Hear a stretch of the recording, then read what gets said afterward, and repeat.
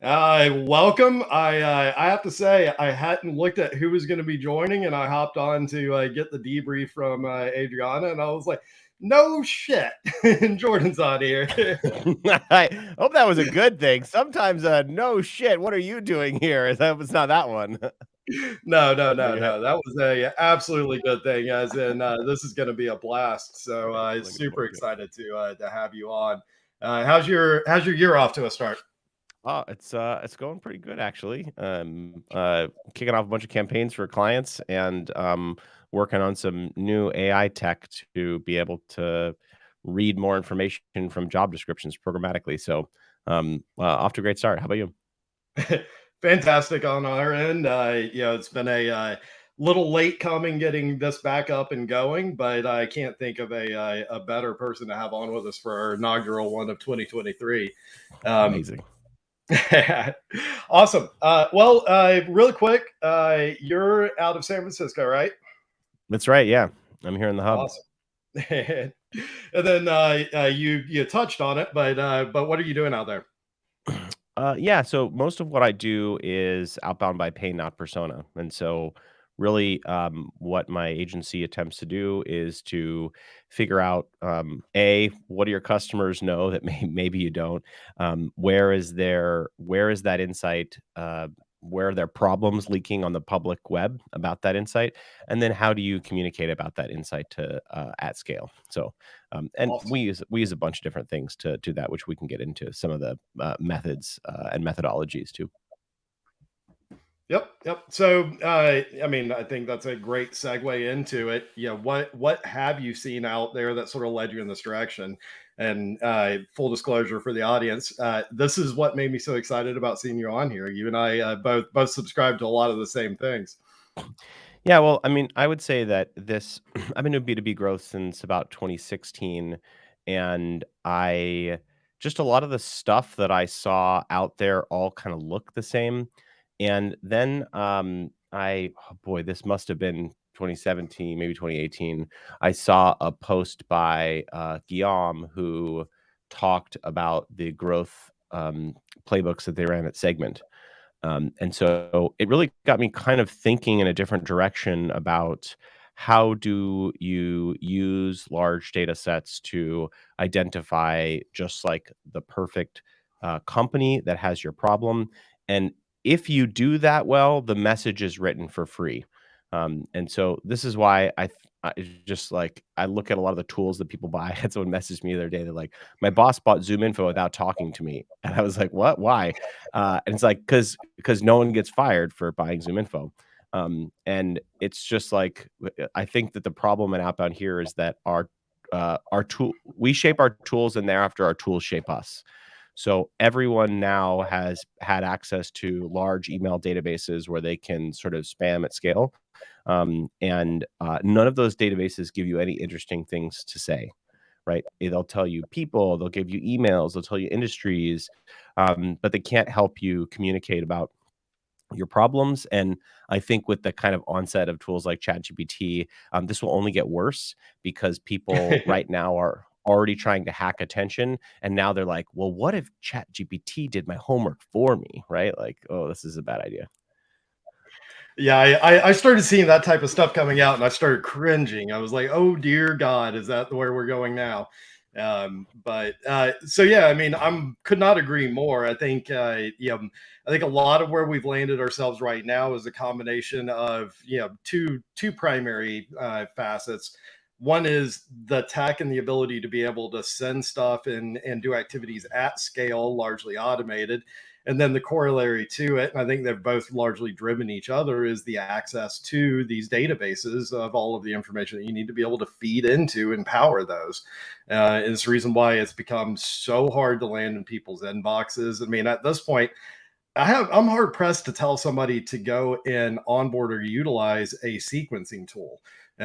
Just because it's Yeah. like outside of using it as a task manager or to stay on top of like where somebody is and what you need to follow up on, it digs a deeper hole than it helps most people these days. Yeah, this is the main challenge with outbound is that you have to solve a variety of problems. So you have to solve this deliverability problem. So you have to get in the inbox, and that's like a whole skill set.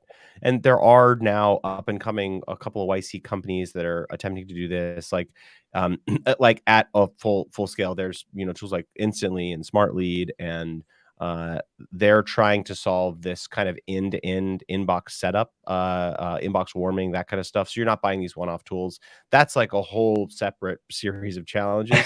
There's a challenge like in the center too, which is like, how do you take what a great SDR would do manually and scale that? That's a separate set of problems.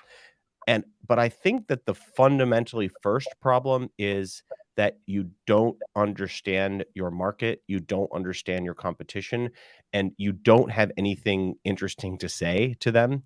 And that's the hardest challenge. Like, that's the hardest challenge. And there's like a couple of questions that I will use to like get people thinking. That's like, what's a message that none of your competitors could send? What is something that you could say that would not apply to any of your competitors? Um, or another heuristic is what's a message that you can send that will be useful independent of buying your product or service?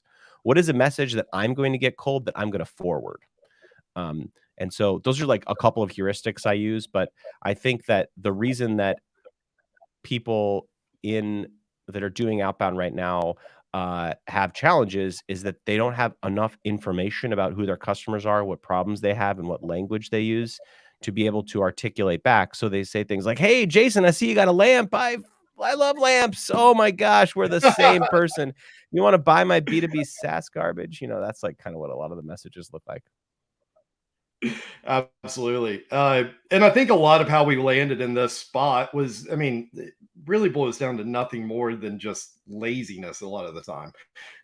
It's a whole lot easier to go and say, hey, on my financial spreadsheet, it looks like, if I add a BDR, it's going to increase our pipeline, revenue by X. And so we need to spend down X amount relative to the money we just raised. And that needs to translate into this amount of pipeline and revenue. So it's just an HR problem. And once we've got butts and seats, then we're going to go put some tech in their hands and a list for them to dial and email against. And bam, now we got volume, now we got pipeline, now we got revenue, we got investors that are happy.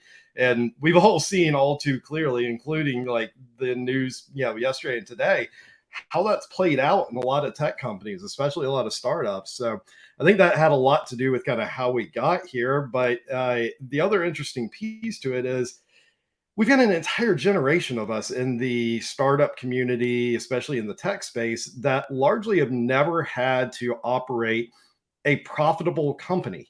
So much has been built on the backs of VC funding, and hey, what do we need to do to get the next round? And so a lot of us out there never have had to develop these skill sets, other than those of us that have spent our time in the bootstrap, funder founded, type space. And so for those that are scratching their heads trying to figure out what do I do now? Like all of the old playbooks are not working. All of a sudden I've got to be profitable. I've got to demonstrate ROI. How do they actually go out there and implement this and come up with effective strategies, and having to do it in a lot of cases on the fly and really fast? Yeah, that's a great question. So let's break down that question. And I think it's easier to back into this question. The idea that we need to scale is part of the problem. Really, what you need to do is the question that I ask my clients is, what is the very best individual email that you could send with perfect information on your market? So don't worry about scale.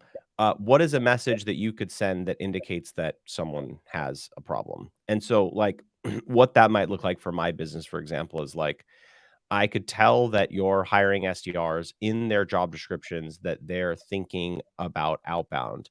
I looked at your case studies. Here are the types of people that you target. So I've already built a lead list for you of the people that you can go after and the job descriptions at like for those people because I can match a closed job to a person. Here you go. Bye.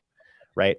So once you can write the perfect message, the message that you think can convey value independently of your product or service, then you need to start turning that into steps to get that information. And so you need to start with like the question, assume that cost and time are no issue. What is the perfect message that you could write as a founder, right? As someone that understands your market. Um, and then you need to turn that into a factory to build that email at the list level. So it's like, great, how do I get this piece of data? How do I get this piece of data? How do I get this piece of data? How do I validate the message? How do I deliver it? Like, so you really need to break that down step by step and then go either search or invent the data. And like we can, if you'd like to, we can get into like different data sources and how I might think about that. But that's the fundamentally first thing that you need to do. Yep. And you mentioned in that, how would a founder, get that messaging out? You talk a lot in your content about founder-led sales. What exactly are you talking about whenever you say that? Yeah, that's a great question. So, generally, I think that companies will hire an SDR too soon, and I think that they will expect the SDR to solve all their go-to-market challenges. So it's like, "Hi, welcome to the company. We don't have product market fit. We don't know what we're doing, and we'll fire you in a month if you don't fix it for us." Right? So it's like it's just an input. And by the way, like I know you just graduated college last month, like so. So it's like the problem is that SDR is like equipped with the wrong tools. They're incentivized in the wrong way. They aren't given training about things that didn't work. They don't know the market. They often don't know the product, and they're sent off in the wild to go seek attention. And so the challenge really with um, scaling an SDR motion is that you're starting with cotton candy. Like they don't usually have a good, there's no meat and potatoes there. So when I talk about scaling founder-led sales, it's really about this earned, the founder's been punched, right? They have been they have like been on sales calls. They know why people don't buy. They understand the market. They have like adjusted their messaging. So really the best way to do this is to understand what are the insights that they have. What do they know about their customers? What counterintuitive information do they have? And then, like, one of the things that I do is I'll say, just write me the best email. Tell me where the information is that identifies that people have the problem, and then I will go get it at scale. And to give you an example, like for a current client, one of the things that we're doing, they sit at checkout for a large e-commerce retailer, and they're running machine learning models on every checkout cart and just determining if they should provide you a discount. So they're like, Jordan's the kind of guy, he'll just buy it. But there are other people who are like, oh, $5 off. I was going to leave, but I'm going to buy because $5 off, right?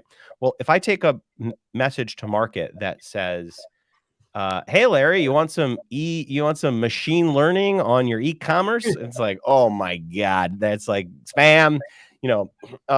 So one of the things that we're doing is I'm saying, great, you have all this great internal data that you have run on millions of cart checkouts.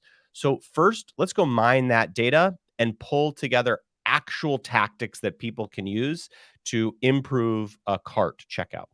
Now, that's not really enough because I can't go to you and you're not going to believe me if I said throw 5% off as a discount on all your things and it will be better. It's like, no, go pound sand, right? So, what we have to do is like match a category and product level understanding where we have statistical significance on a test to that data in the market.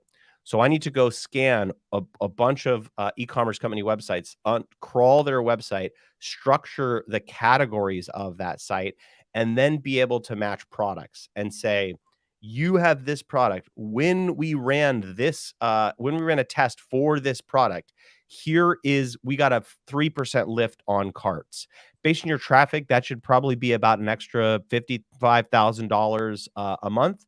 This is one of a million insights. I'll send you 5 more in the next 5 weeks, right? So in that case, I'm actually bringing information from the product, earned proprietary information from the product to the market. And I can do that at scale. And that's kind of the best version of what this founder could do, like if they spent time looking into the data, researching manually. So I do all of the worst parts of that job, right? But like the customer has to go mine their data, go look at the insights that they have, And then it's just a matter of how do we put together public data to find those people and structure that message at scale. I know I'm like just like throwing these words around, but it's like that's the kind of high level process. So at any of that stuff you want to dig in, like happy to and drop questions in the chat too. By the way, if someone's live and yes. you have questions, like drop in the chat. Yeah, no, I love how you included that this is just all that you have to do. Uh, but I mean, one thing that really hit me as you were describing sort of the thing that we're doing with these, poor BDR straight out of school and stuff like that. If you sit and listen to somebody describe that, like, I don't know how you do that, and you're like, are you out of your mind? Like, how does that ever seem like a good idea? And yet we have an entire industry that was the model. And that, if you can't say something like that and tell that story to somebody, and it's not like, really, that's the way you're going to do things, it should be pretty telling. So obviously a way to try and tackle this and get to this data driven side of things and stuff like that would be to go try and find somebody like you, or ideally find you. But for those that are sort of trying to roll it on their own, or even just trying to get up to speed of like, okay, in theory, I get what Jordan is talking about here, but I don't understand how to apply that to what I'm doing, or what our company is, or what our motion is. Like, they used an example of like a e-retail, but we're not in that space. So, where do you get people to try and begin, or start thinking through this relative to their motions and what they're doing? Yeah, it's a good question. And I am running a cohort-based course in March to teach people this. I'll drop the link in the chat here. But I think that if I think about this from a tools perspective, like one of the tools in my stack is Clay, clay.com, and and they have a bunch of different data that's organized in one place. It's basically like a spreadsheet for sales. And so one of the things that you can do with Clay is actually invent your own data sets with Google. And so, for example, you can point Google at a site and say, "Tell me if they have an integrations page," right? Um, and Google can pull back snippets too. So you can say, "Find the integrations page," right? So you want to know. Well, there's a company called XKit, and they're a tool that connects up to a bunch of CRMs, right? So you plug in XKit, and they connect up to CRMs. Well, their perfect customer are folks that really care about integrations and maybe only have one or two or three integrations. And Hannah, I'm diving into this now, so we'll talk a little bit about it. So good question. So what they care about is they want to know which companies have which integration. So you can use Clay on 50,000 company domains to point questions at Google for that domain and say, I want to use, and if you just use, like, if you look, search like OS, and I'm going to get this wrong, OSINT or something, I got it wrong. Google dorking is another phrase for this, but like, Google is a scraper. Like billions of dollars has been deployed for Google scrapers. And so you can use it to scrape the sites. So you can do things like find the integrations page. Well, if you find the integrations page and you get all those URLs back, you'll notice, and Google will return the "I'm feeling lucky" result programmatically in Clay. So you say in URL integrations inside of Google. And then the pages come back. Google says, this is our best guess for the best integrations page. And some people have huge URLs that like are a help article, right? So those people don't really care about integrations. You look at the URL structure and it says salesforce.com/integrations. So it's like, wow, they have like a top level directory integrations page, right? But then you can even go further and you can point Google at the integrations page and say, does the word Salesforce appear? Does the word HubSpot appear? Does the word Copper appear? So you can get this better granular understanding to say, great. So this scoring effort becomes the messaging, because you can send a message like, hey, Jason, I see that I've already integrated with HubSpot and Salesforce, but you have it integrated with these 8 other CRMs. Did you know that there are X number of people that are using those CRMs to do blah, blah, blah? So that's like one example of a data source. And Hannah, if you want to drop your company URL, I'll pull it up on my screen and maybe I can give you some specific examples that might be relevant to you. I do these like go to market live hot takes. It's always easier to talk about a specific example. Um, the other thing is like I'm scraping jobs. So like I sell my jobs data. Planet.com. That's a great URL. Can you and say a little bit more about who you're targeting in the B2B world? So, Leslie, write me a little bit more about the types of people that you're targeting. Um, Yeah, and while she sends that in and you pull that up, I mean, it was eye opening for me as I've been hacking my way through this stuff for most of my career, yeah, and it's been really interesting seeing how this has played out relative to the democratization of the tech and the tools, as well as the ever increasing amount of data and insights that we have access to. And when I first interviewed with my CRO of my previous, the most recent company that I worked for before, I came over to RevGenius, he was telling me, he was like, I think we got an unfair advantage here because we own the open source tech that powers what we're doing. And so upshot of that is like we create all of the publicly available documentation, guides, stuff like that. And so most people are already coming to our site, who are using the open source version. We're trying to upsell them. And like he's telling me that, and I'm just like literally salivating. I'm like, that would be amazing. That'd be such a huge sandbox to go play in. And so, wound up building out like the most sophisticated, complex CDP that I've seen at a company. And we were able to tell like not only who these companies were, but like what their pain points were, what their hot buttons were.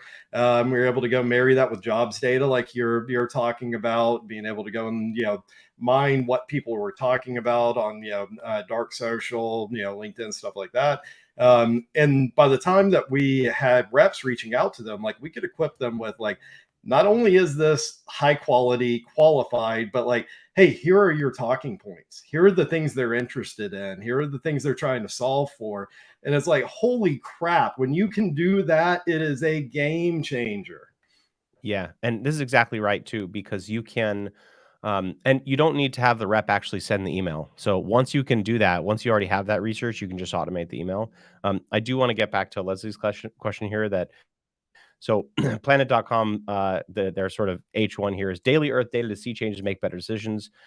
She's going after in B2B, the VP of digital agriculture. So I think what you need to do is figure out, well, what will these people care about and how can you identify what they care about? So one of the things that I might do, and feel free to ping me and I'll give you some exports here, but like I'd look in the job descriptions. So see if you can find keywords when they are hiring digital agriculture folks, and see what of your value props. This is like the other part of this data sifting is like, Planet may do 100 things, right? Like, and you can't survive with a message like, here's one of 100 things, which is useful to you, right? You have to lead with the problem that they're having. And generally, you need to think about how can I find problems. So this is where like Google searching is actually pretty good. So you can just do a really quick Google hack here, which is like in URL jobs or in URL careers, and in the box, and just type in some key phrases like better, like equip us with a. I mean, and people are going to say coded language, right? Equip us with a better understanding of our environmental footprint or something, right? And you're like, okay, well, when they say that they mean this. And here's how your value prop ties to that problem. That might be one way to do it. For one of my customers, we're scraping 10Ks, SEC filings, because for public companies, they have to like talk about their biggest fears. It's like a come to Jesus moment. So we can see what the companies are focused on and what they care about and what they're trying to drive. For one of my, it's just like unrelated example, but for another one of my companies, what we did is we found what are called ESG reports, environmental, social, governance. So we pointed a Google search at the company URL and say, give me any file type PDF that mentions environmental, social, governance or has ESG in the URL. And then once we ingested that PDF, we looked for this is a company that helps women get promoted, or like basically levels the playing field between men and women to get promoted. And so we said, like, who is investing in this? Who cares about leveling the playing field? Who is saying to the world, we have a dedication to do this? And then And then what we're doing right now is we're actually pulling the VPs at those companies and using AI to score genders and be like, hey, seems like you really care about this, but did you know that 89% of your VPs are men? So how are you thinking about balancing gender at the VP level to make sure that that you can practice what you preach? I wouldn't say it like that, but you get the idea. Awesome. So one of the things that's always funny and fun to play with whenever you're doing, things that are, data driven, fairly automated at scale is inevitably something goes wildly wrong and oftentimes with comical results. Can you tell us a story about one of those that jumps to mind? Oh my gosh. And yeah, this is the this is kind of the challenge of doing anything at scale really is like you kind of have to be I always joke it's like if you think about the Olympics, right? The the saddest person is the silver medalist, right? Because they just missed gold. The happiest person is, like, weirdly kind of the bronze medalist because 'cause they're like, "I didn't think in a million years I'd ever be on this stage," you know? And so, like, what I tell to my clients is, like, "We're not going for perfection, we just wanna get on the podium." So, really, it's like, how do you get what's the lowest amount of calories that you can spend to get a positive reply? It's like, I'm always kinda thinking about that. Um, well, I have to be very careful with some of this gender stuff because I can't I mean, I'm at scale, I'm using AI to score people's names. So, like, sometimes the AI is gonna be wrong. So, I can't be like, "Jason, as a woman," like, like, that's gonna get me in trouble. So I generally try to, like, write around, like, the fuzzy targeting failures. I did have someone I had this wasn't a targeting problem, I guess, but I had a customer that has in his outbound signature has his pronouns listed, and this guy's like, "I'll never buy from someone that lists their pronouns." I was like, dude, that's more about you than me. So like you'll get some really interesting like and weird hate mail sometimes.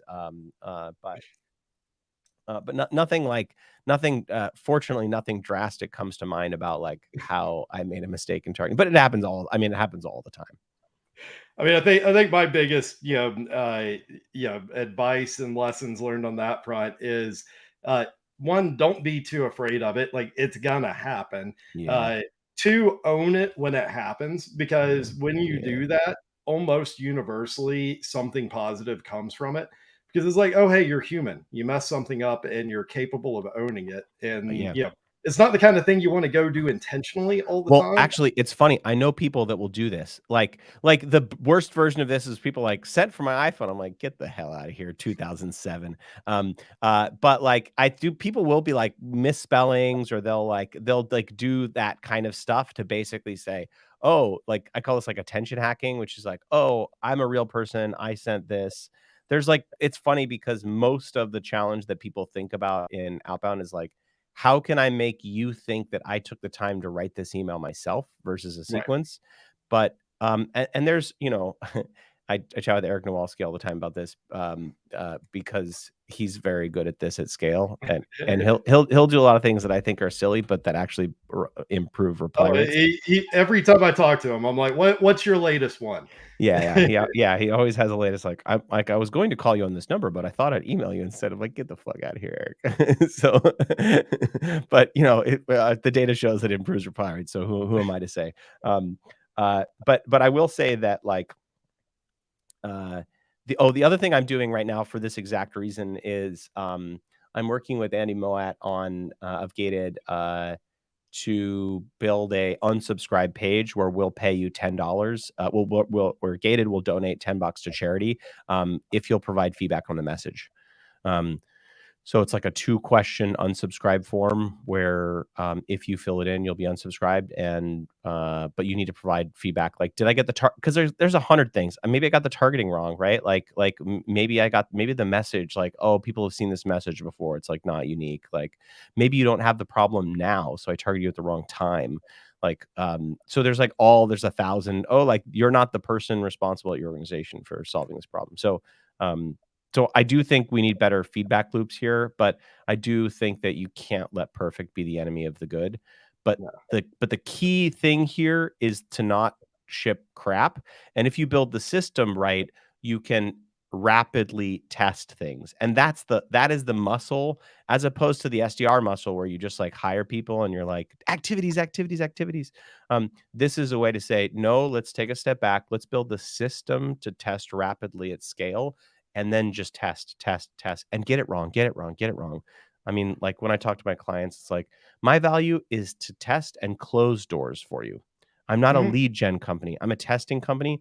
Only you will know if you have a message that is very interesting to your market, if you understand your customers, if you understand your market. I will never know that.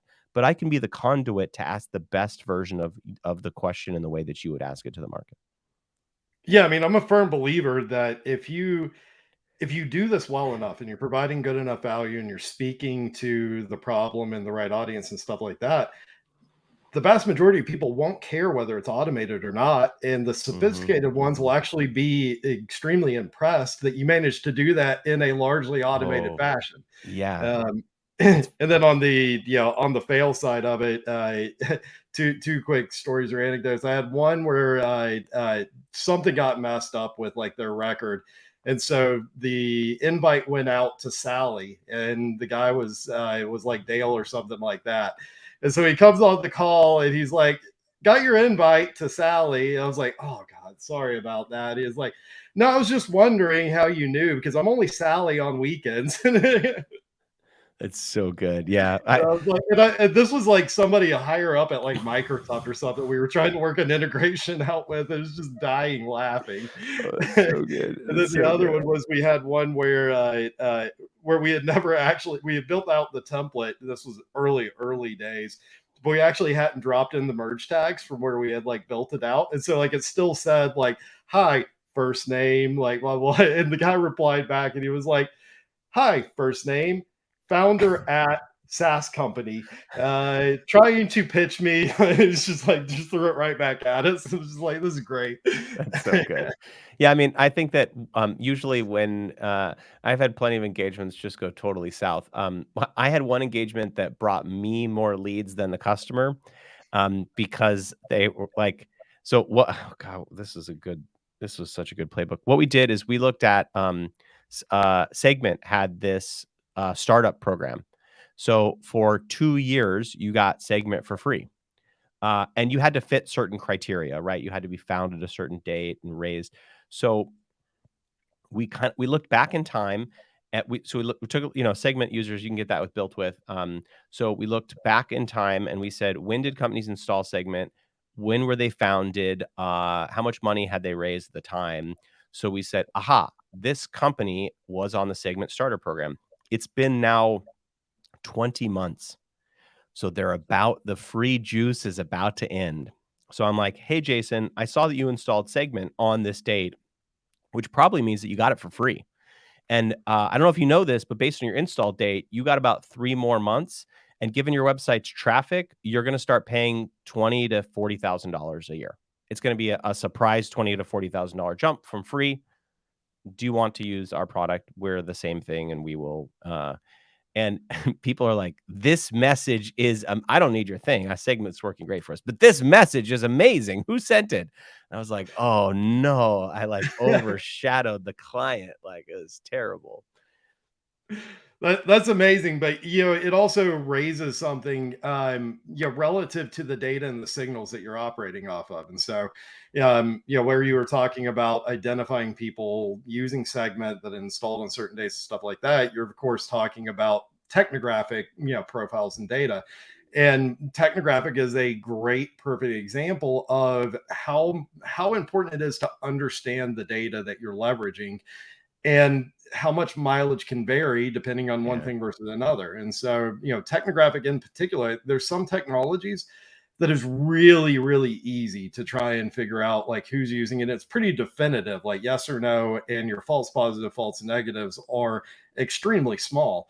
there's other technology products that are notoriously difficult to get to. And it's more like, hey, we're trying to do rough correlation. If you use X, Y, and Z, then you probably use that. But we have no direct evidence that you're actually using that. Yeah. And so, how do you deal with, the variability within the reliability of the data, especially when there's a pretty steep learning curve if it's not a data source that you're used to using? Yeah, I do think about this fidelity question pretty heavily, and really, the databases that you can get access to, uh, if there's like built with, for example, built with has technographic data. SimilarWeb has traffic data, right? Like, and the built with data, because they're like scraping the whole internet.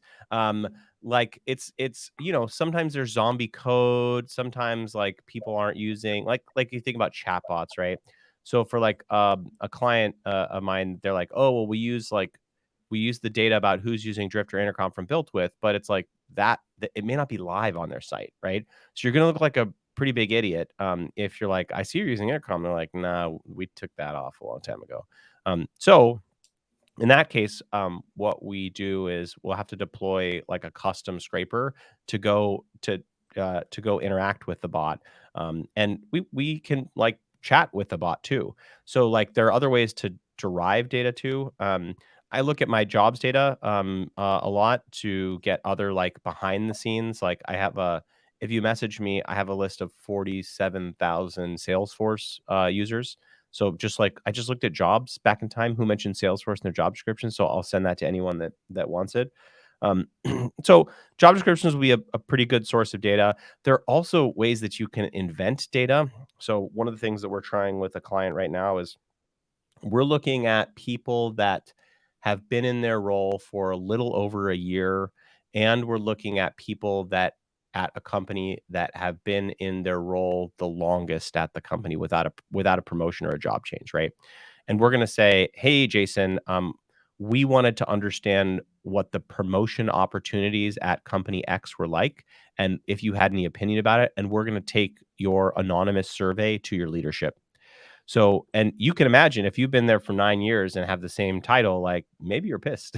Maybe you're like I deserve a promotion. Or if you're there, if you're an ambitious person and they're a year and a half and you haven't had a promotion, like you're thinking about it, it's on your mind. I'm going to invent data that doesn't exist, get their feedback, and then bring that back to management. And so sometimes you can just ask other people in the organization to be like, could you do the work for me? And if you're creative enough, sometimes you can get them to do the work for you. No, it's fantastic. You and I both talked, a lot about, in different contexts, different conversations around, just how broken the BDR outbound model is. That's what we kicked off this conversation with. I've increasingly come to the conclusion, I've run, marketing, demand gen, growth, whatever at, virtually every company that I've worked at. And part of that has been, as sort of out of the ordinary or minority as it's been, I've managed the BDR teams, hired, built out the BDR teams under that side of the equation versus sales. What's your take on, well, one, whether BDRs and how much BDRs should be part of the equation, but in particular, where should they live organizationally within an organization? Is it under sales? Is it under marketing demand gen? Is it its own thing? Yeah. Well, I think that the problem is that the role is too big. It like just encompasses too many things.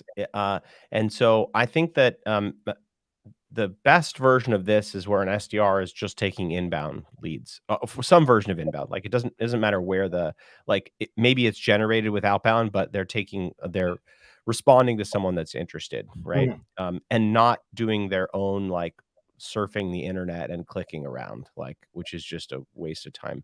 And maybe one version of this is where you can get such a granular understanding of your ICP that an SDR can be focused on like the top 100 accounts. Um, and and when I say 100 accounts, I'm not saying uh, um, only companies between this size and that size. I'm talking about like who has actual problems. Um, Mhm. uh, And so I think that we need to remove messaging out of that role. We need to remove actual like doing outbound out of that role. And I think that if we can kind of remove those pieces from the role, maybe it can make much more sense as someone that's really, really good at conducting an investigation on a sales call. And that's what they become good at. So I think we need to kind of shrink the role, adjust the expectations, and then just like train them to be great at that process and not do anything else, because that's the people are like, oh, my SDRs don't do work, like I have to like, oh my god. Who does outbound in that world? I think that you need to build a system to do outbound in that world, and that needs to be the head of demand gen, the CRO, the head of sales, that are working on a system to build without the people being responsible for sending the message. So you sit on a large data set like mine. You ask questions of those data sets, and you have a factory like system to go ask questions of the data. Like we have a tool that converts natural language into SQL queries, so I can query large databases. So I can say, give me everyone at these companies who has been there the longest that has titles like this, right? You can get some of that stuff from Apollo, but sometimes you want to ask a more complicated question. And then if you can get really good at that factory process where you set on a lot of large data, like you have like probably an internal scraper, you have and we'll teach you how to do this in the course too. So you have an internal scraper, you sit on like some of LinkedIn's data, you will you'll go have like set on some of my jobs data, right? So you have a bunch of data sources. You can mix and match them very easy and turn that into a train that will go get the leads, go get the emails, clean the emails, send the emails in like warmed up inboxes. And you get really good at that motion in an automated scale. That way you don't have to just throw bodies at this problem. Could not agree more, and that's the reason why those teams and roles have been, under marketing demand gen, whatever, where I've worked. Increasingly, I'm becoming convinced that any really solid team on the demand gen side of things needs somebody like you as part of the team, and probably needs that person married with an actual data analyst, so that we can actually go pump all that data into a CDP, a database, Yeah. whatever, Yeah. actually go run the analysis on it. Somebody actually understands what statistical significance is, and we're not playing this game of like, hey, I know theoretically the rule of large numbers, but I'm going to go apply it to a small data set, with all of the correlated and corresponding problems that come out of that. One of my challenges, even though I'm 100% completely sold on that being something that probably needs to be standard in every team that I'm building out going forward, is what in the world do I go look for to go find those people? Like, I'm fortunate that I've got a lot of people like you, like Eric, stuff like that I know, but that's just because I've been in the space doing it for a long time, and we're a fairly tight little network of people, and we bounce Yeah. ideas off of each other and stuff like that. But if you're somebody in the audience, you're like, okay, I buy that. I need to go find a Jordan to go bring in my team and have full Yeah. time. Where do you go to find that? How do you look for that? Yeah, so what I'm gonna do is I'm actually just gonna reverse engineer what my agency does so that you can see like what are the pieces here that I deploy to build this internally, which is like a little bit meta here. But um so like the maybe the first person that you should hire is just like a great outsourcer. Like who is someone that is like exceptional at tasks, and pay them what is like an ungodly amount of money in the country that they're from, and you can afford to do that, right? And so it's like you can get someone at a really low like US dollar cost that is an exceptional outsourcer and hire them full time. And so these are folks that are going to actually like, because like one of the things that Eric and I talk about is that this process is not hard, but it's convoluted. Mm-hmm. Um, and so you need an outsourcer. I would go hire a scraper. So who's someone that you can go have scrape data for you, go scrape websites, like, and the data that you want is like in some weird government database. Like we were talking about Planet, right? Like there's like some I mean, and this is like not right for their customers, but like there's like some FCC filing database of people that have to register if they care, like So this data exists. It's public. Like I scraped all the trucking companies in the United States because you have to register if you're a trucking company, and like they have to tell you all these like how many truckers they have and that kind of stuff. So an outsourcer, get a scraper, go investigate better data sets to buy. So that is not Zoom Info. Sure, go buy an Apollo license, but you need to buy better data sets. So that's like problem data sets, like my jobs data set, or like other data sets that are really relevant to your industry. And sometimes the scraping person can pull them, right? And that might be like store leads to get information about like e-commerce sites that people have spent more time getting granular information about your ICP. Go buy that data.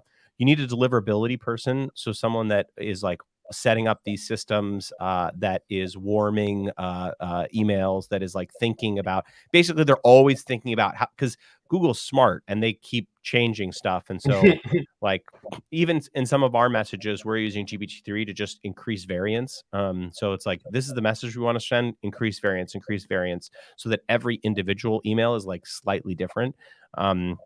Or even have people like click and sending emails in some cases for one of our products, so that Google's like, oh, this is like a person sending this thing, not a technology.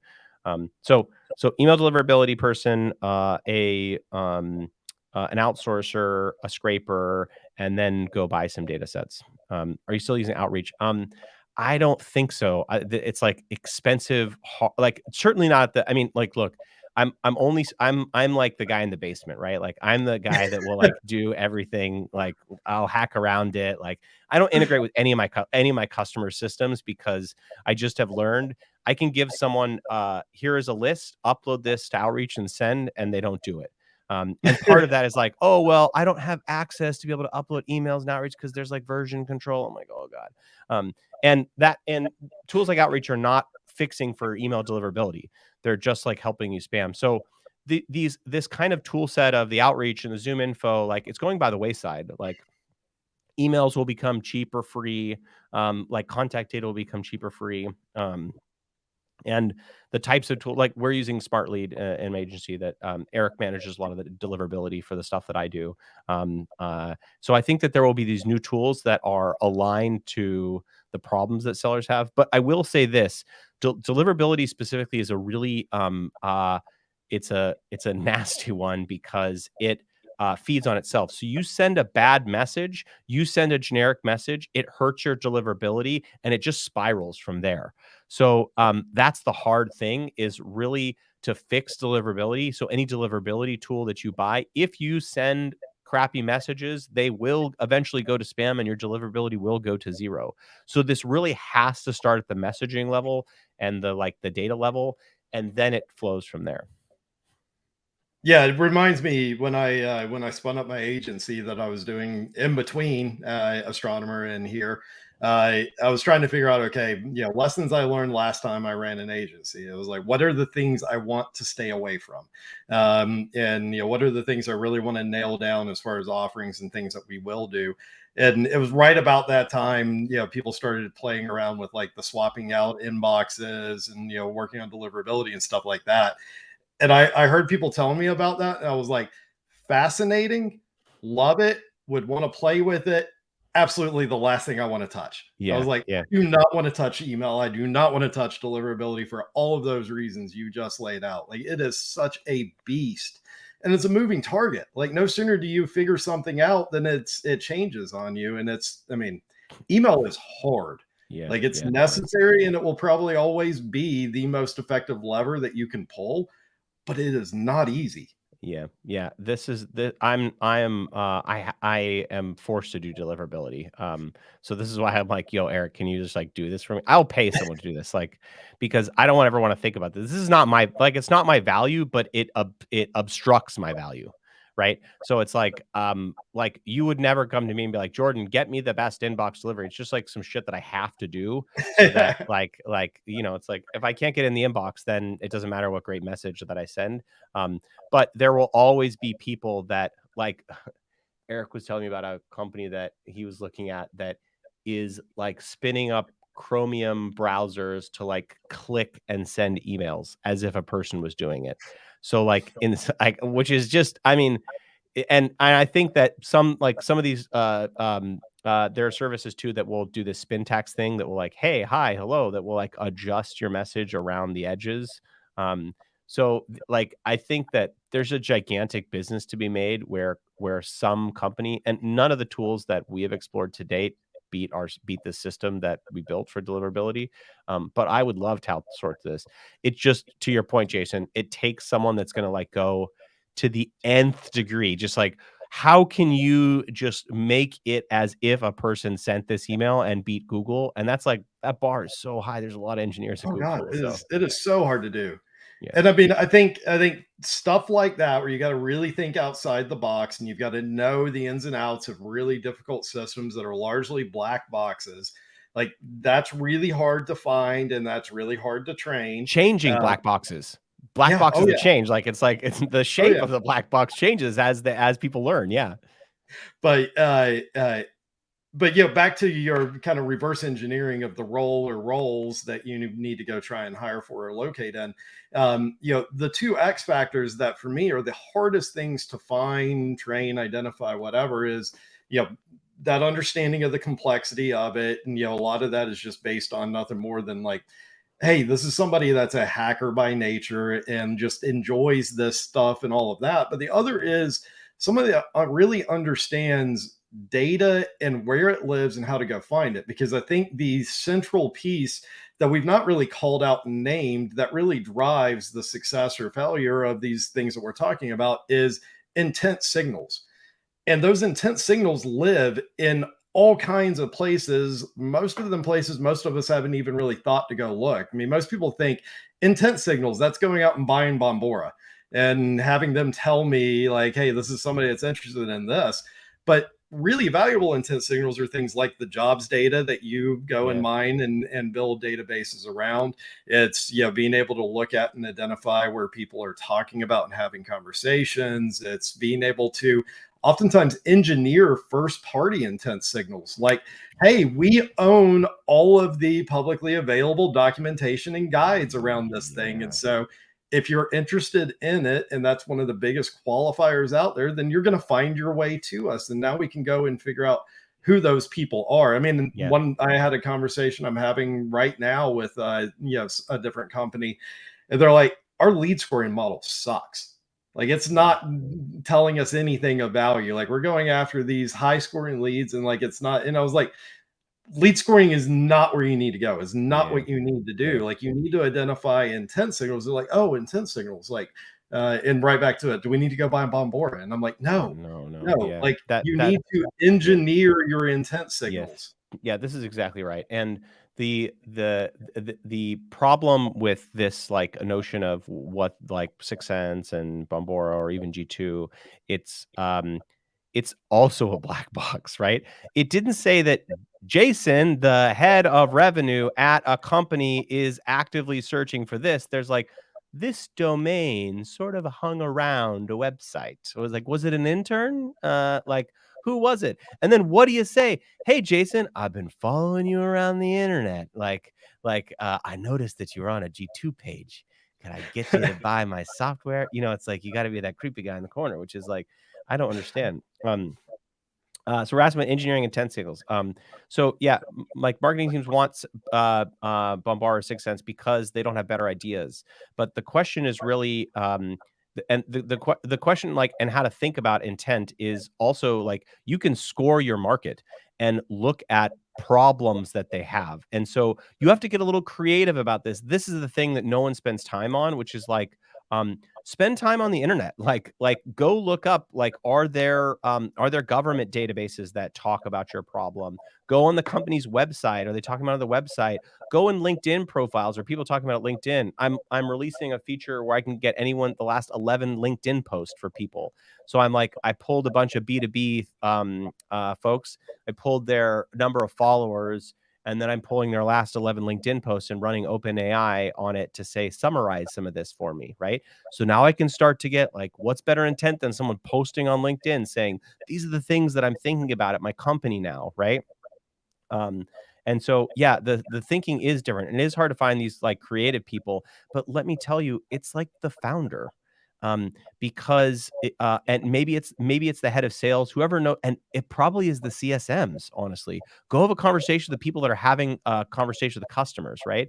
And they'll say something like, "Oh well, we tried Facebook for a long time, but then we stopped it, and that's when we did this thing." And you're like, "Aha, okay. Well, how can we determine if someone is they turned off their Facebook ads, right?"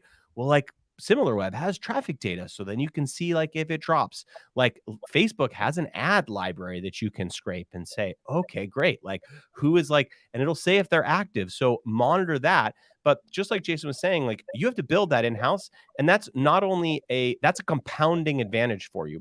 And to give you some idea of how this advantage compounds, I uh I built a tool that matches a closed job description to a person.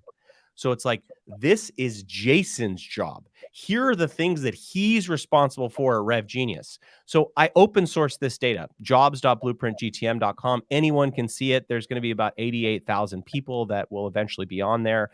So by doing this, though, it's now a growth channel for me. So I scored all this data. I don't have to email anyone about it. I put these pages programmatically up on Google. Google helps bring people to me. So this effort for outbound is really for go-to market, and you can deploy the data in a bunch of different ways. No, absolutely. And, on the engineering of intent signal side of it, like, it can get complex, it can get creative, all of that stuff, but it can also be dead simple.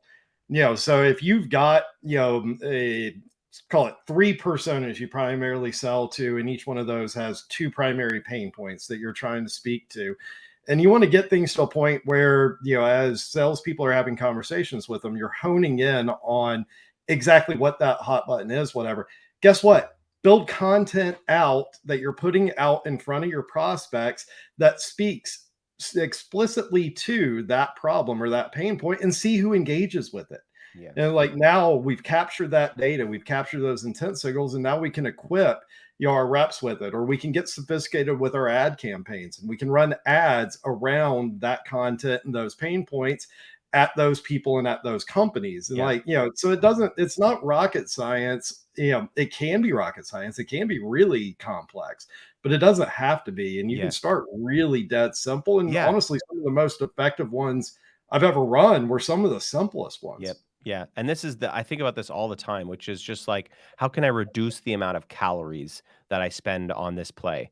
Right. Like, and I have a problem and I'm like, spend all the calories on this play. And it's like, no, like, let's just like find the lowest common denominator that works. And so I think that the thing to think about here, and like a good example of this is like people in their job descriptions will say, you'll be our first AE, you'll be our first head of marketing, you'll be our first. So you can actually build a lead list of all the companies that are hiring the first type of that person, go back in time and run an ad, be like trying to figure out the blah blah blah as the first account executive. You can run an ad to the people that started as the first account executive, right? Like people will click on that ad, right? Because they're like, I am the first account executive. How did they know, right? Like, Oh, you're exactly absolutely. I right. mean, the jobs data where somebody's hiring for or whatever is really powerful. The jobs data where they just hired that person and you can target that person that just started is huge, Yeah. because like they're trying to get in and figure out where to go and what to do and all of that. But Jordan, I could do this literally Yeah. all Yeah. day. I know. We're Yeah. down to a couple of minutes. Obviously, from the engagement from the audience, the questions, stuff like that, I'm certain there's going to be people wanting to reach back out to you and continue asking questions. Where can they find you? Yeah, so drop my LinkedIn in the chat here. I'm Jordan at blueprintgtm.com. Feel free to email me. If you mention this LinkedIn Live, I'll give you a free jobs export so you can see. I can query by keywords for you.